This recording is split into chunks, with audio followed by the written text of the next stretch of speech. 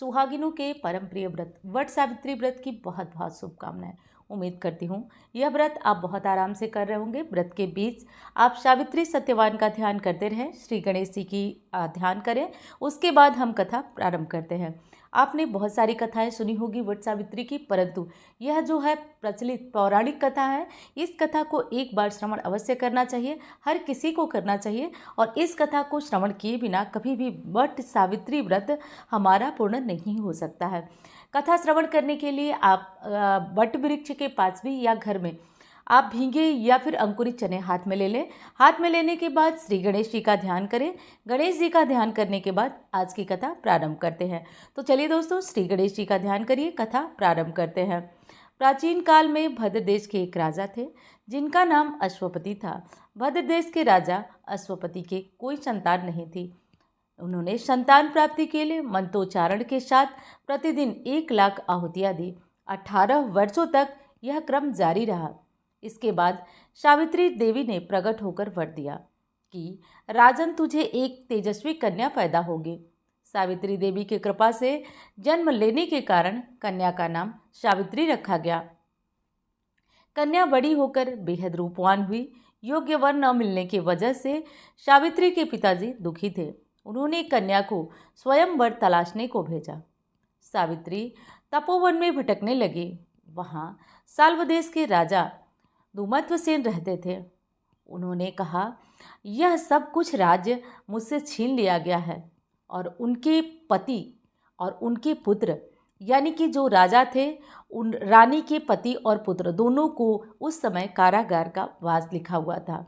उनके पुत्र सत्यवान को देखकर सावित्री ने उन्हें पति रूप में वरण किया। ऋषिराज नारद को यह बात जब पता चली तो वह राजा अश्वपति के साथ वहां पहुंचे और कहा कि हे राजन, यह क्या कर रहे हैं आप? गुणवान सत्यवान राजा धर्मात्मा हैं और बलवान भी है, और आपकी आयु बहुत छोटी है, वह अल्पायु हैं। 1 वर्ष के बाद ही उनकी मृत्यु हो जाएगी। ऋषिराज नारद की बात सुनकर राजा अश्वपति घोर चिंता में डूब गए। सावित्री ने उनसे कारण पूछा तो राजा ने कहा, पुत्री, तुम जिस राजकुमार को अपने वर के रूप में चुनना चाहती हो वह अल्पायु है। तुम्हें किसी और को अपना जीवन साथी बनाना चाहिए। इस पर सावित्री ने कहा कि पिताजी, आप आर्य कन्याएं अपने पति एक बार ही वरण करती हैं।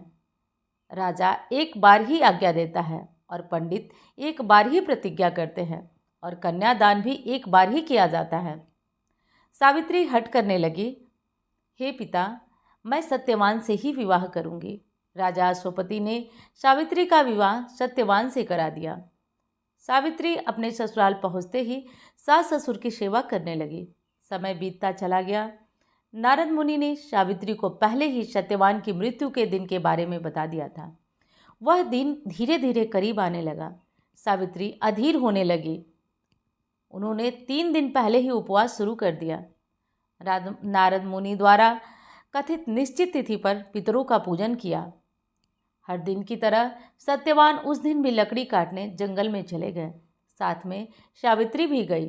जंगल में पहुंचते ही सत्यवान लकड़ी काटने के लिए एक पेड़ पर चढ़ गए। तभी उनके सिर में तेज दर्द होने लगा। दर्द से व्याकुल सत्यवान पेड़ से नीचे उतर पड़े। सावित्री अपना भविष्य समझ चुकी थी। सत्यवान के सिर को गोद में रखकर सावित्री सत्यवान को सिर सहलाने लगी। तभी वहां यमराज आते दिखे। यमराज अपने साथ सत्यवान को ले जाने लगे। सावित्री भी उनके पीछे पीछे चल पड़ी। यमराज ने सावित्री को समझाने की कोशिश की कि यही विधि का विधान है, लेकिन सावित्री नहीं मानी। सावित्री की निष्ठा और पतिपरायणता को देखकर यमराज ने सावित्री से कहा, हे देवी, तुम धन्य हो, तुम मुझसे कोई भी वरदान मांगो। सावित्री ने कहा कि मेरे सास ससुर वनवासी हैं, वे अंधे हैं, आप उन्हें दिव्य ज्योति प्रदान करें। यमराज ने कहा, ऐसा ही होगा, जाओ, लौट जाओ। लेकिन सावित्री अपने पति सत्यवान के पीछे पीछे चलती रही।